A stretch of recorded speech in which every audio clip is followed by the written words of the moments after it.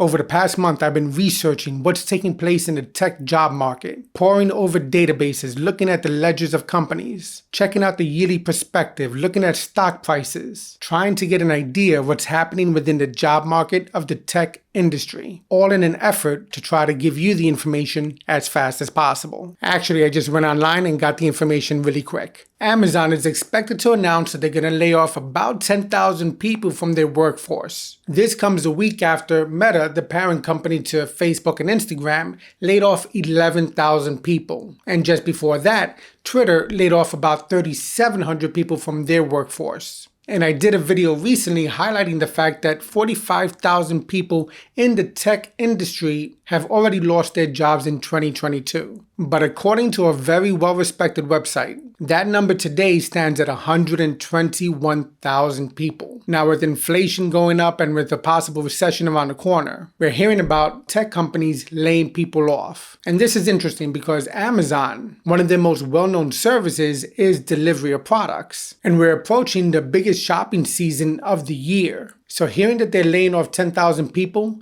makes you wonder if you're going to get your packages on time. All right, so what does 10,000 people represent to a company like Amazon? Well, currently they have about 1.5 million people employed with the company. So 10,000 doesn't sound like a lot. But when you add that to the 121,000 people who have already lost their jobs in the tech industry, all that adds up. And if you saw one of my most recent videos where I talk about is AI coming after our jobs, in that video I said we have time. But with Amazon, they're a different company. Now let me tell you why. Because in 2012, Amazon purchased a company called Kiva Systems. And that company specialized in robotics and manufacturing. Amazon purchased them for $775 million. And today, Amazon has another division called Amazon Robotics. And if you look at some of their fulfillment centers, robots are literally carrying the burden of what people used to do. And in many ways, that's a good thing because in the past, it's been noted that people in these fulfillment facilities would have to walk sometimes 12 miles per day back and forth with products. Now, that probably made Amazon employees some of the healthiest and fittest people. But man, doing a half marathon every day, that could be exhausting. But now Amazon utilizes robots to work hand in hand with people. And now robots are moving these packages from one side of the facility to the other. This is making the warehouses more efficient and also means they don't need to have that many people working in them. They still need people. That is a fact. But the heavy lifting of moving packages, of sorting packages, of searching for packages in a facility, and of labeling packages, that's done by robots. So this might not be the end to the layoffs happening. And with inflation and with the upcoming recession, hearing about big tech giants laying people off makes you wonder where their money's being invested. One thing that's been noted is that Amazon would frequently give equity in the company to employees, either for bonuses or for part of their salary. But now they're doing more cash, which means they want people to have less equity in the company. And if you think about it, for long-term purposes, if a company is going to be less reliant on people and more reliant on robots, that means that company will probably want to have more ownership of itself. All right, so Amazon's been disrupting industries for the longest, right? So when we talk about the delivering of Amazon products, Amazon would utilize USPS, UPS, and FedEx. But in their desire to optimize the delivery process, they rolled out their own fleet of trucks in order to deliver the products themselves and to have greater control over the process.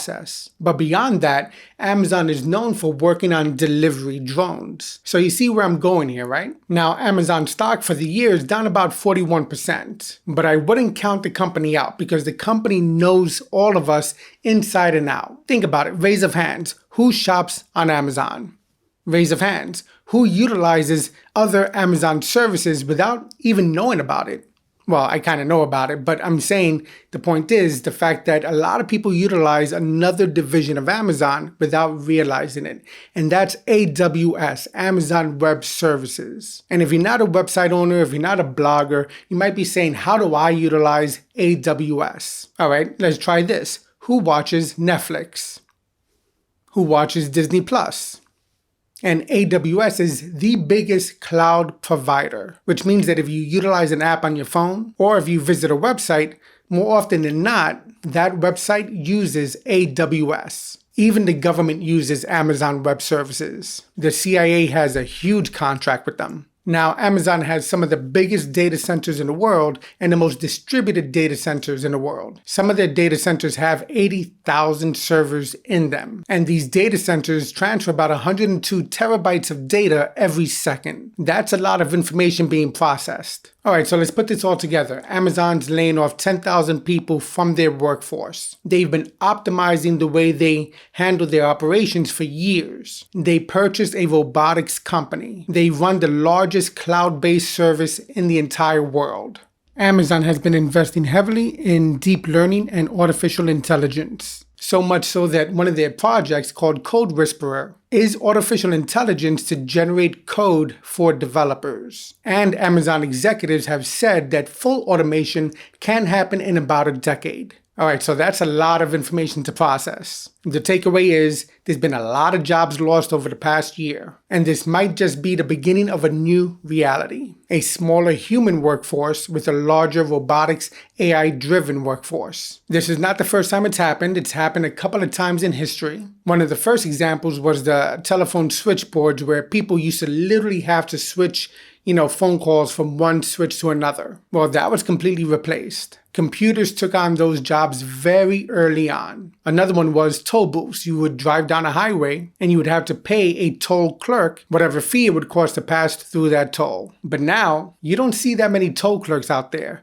What you do see are these structures with cameras, and they're flashing down, checking out your Easy Pass. If you go to your big warehouse store, you'll notice there's a lot more self-checkout stands. And some big pharmacies are considering making some of their locations kind of like big self-serving vending machines. So what does this all mean for you? For me, I'm going to continue doing what I've been doing. I'm going to continue coding. I'm going to continue creating these videos. But I recommend that everyone tighten up on their skill sets. Because with huge advancements in robotics, AI, deep learning, machine learning, and quantum computers right around the corner, you might not be competing for a job against someone who went to a better college, a better university, or someone who has the most connections. You'll probably be competing for a job against a robot. All right, hopefully you found this video helpful. If you did, give it a thumbs up. Don't forget to subscribe, leave your comments down below. And as always, thanks for watching and happy coding.